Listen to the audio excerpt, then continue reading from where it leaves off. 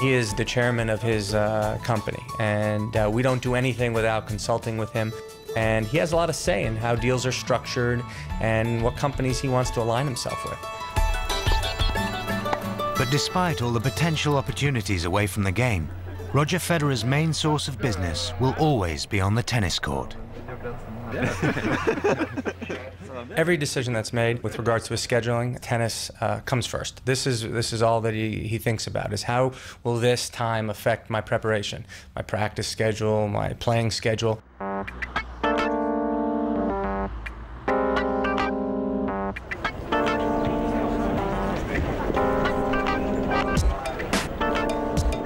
The beautiful people make their presence felt at the Monte Carlo Masters, the most glamorous location on the tennis calendar.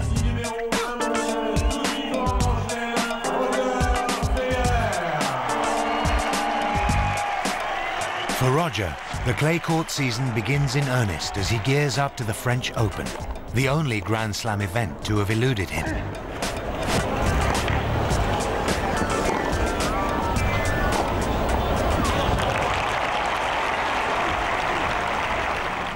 At the post-match press conference, the world's media gather.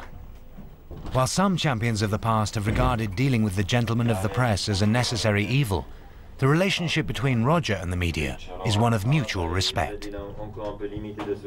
When people show up with him making interviews, they think like, can I talk to him? I don't want to bother him. And then when the interview is over, he usually says thank you to them and starts asking them questions, and these things are just not normal. Let's move on. Moving on. Roger, of all the champions of his stature in tennis, he is by far the most down-to-earth and accessible to the press, and it's much appreciated. L'histoire que je vais me raconter, il y en a une, il est sorti de ses entretiens télévisés, et là il a trouvé devant lui un journaliste suisse de radio qui avait son magnétophone à la main, et sans que le journaliste lui demande quoi que ce soit, Roger lui dit: ah, ton magnétophone n'a pas marché, bon, ben, on va la refaire ta prise. Et c'était 1h30 du matin, et le lendemain, il jouait contre lui. C'est-à-dire que c'est quelqu'un qui avait un naturel dans ses rapports avec les gens et la profession, qui englobe tous les aspects du tennis professionnel, d'un joueur de tennis professionnel. I try to be a normal person I am, you know, and if they like you or hate you, you can't really control that. But I think I have a big advantage that I do speak the 3 languages, you know, I mean, that is a big thing. So once in a while, they'll let the kids come into the interview room as a treat to watch the press conferences. And you see these kids' eyes get wide as they see Roger switch back and forth from German to French to English. Qu'est-ce que vous avez fait ces jours? When he's watching you playing Nadal, I leave the room. I don't like it when you lose. No, really? No, I haven't lost that much lately against him. I beat him last time. It's okay, yeah? I do speak to everybody. I do greet everyone. I think that is very important in our sport. Look around the corner and see what the score is. I believe in being polite to my fellow players as well, and maybe I don't have maybe that big aura that maybe Pete Sampras or Jimmy Connors had.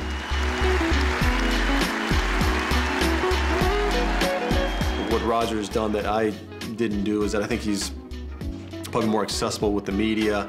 He does a lot more, marketing and understands that part of the sport. Week in, week out, he's just a superb ambassador for the game, and he's always there, and he's always doing the stuff and signing autographs and doing it, what they want of him. And I don't know, I couldn't deal with it, not like that.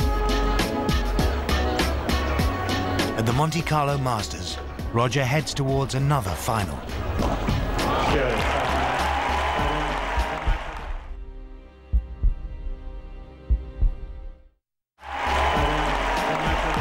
As well as his continued on-court success, Roger Federer is finding increasing satisfaction away from the game. Tennis is nice, and it's important to me and my team, and it makes a lot of people happy, being an entertainer on the tennis court. I know that it is an incredible thing I'm going through, but at the same time, there's more to it.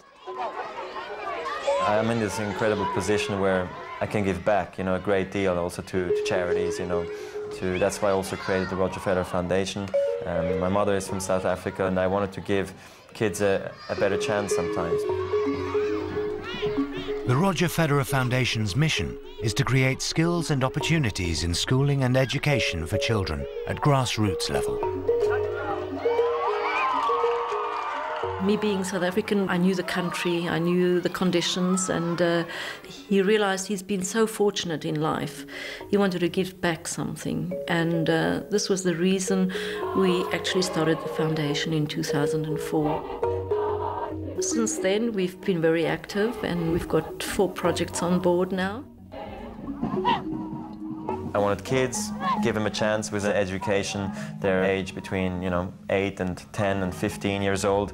And then, of course, because I have the sporting background, I wanted to also have them, maybe doing sports, in their free time. For Roger, the participation of his parents is essential to the success of his foundation. I want them absolutely to be involved because they go to see the projects as well. They help me out on a great deal. They have pushed me, to where I am today. So I'm trying to now give them back as much as I can, and they're a great help and a great team.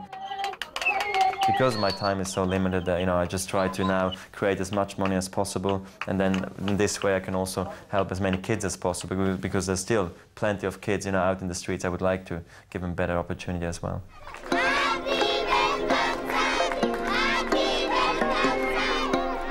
As well as the work through his own foundation, Roger, as the ATP's #1 player, is also involved in charity work for tennis's organising body. I'm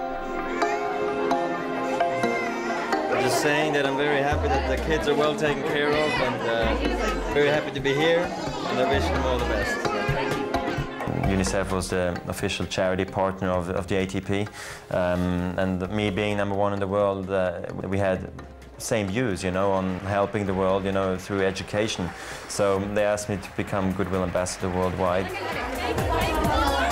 I give it back to you.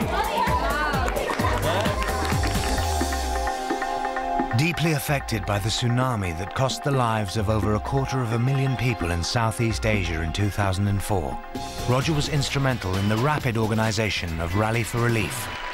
This was tennis's way of contributing to the lives affected by the tsunami. The contest was held at Indian Wells, and star-studded performances showed the lighter side of the tennis elite. This guy's the most overrated player of all time. Oh, look how bad he wants to hit a forehand. Look at him.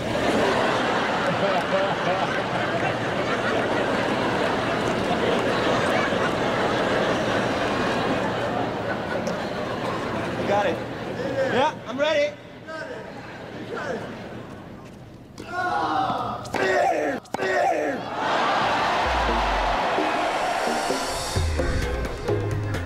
The success of Rally for Relief led Roger to travel to Asia in 2006 to see the tsunami recovery program in person. How are you?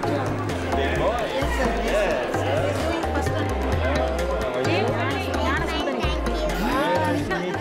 For me, it was an incredible experience. First time in India, after all, so that is already a big thing for me.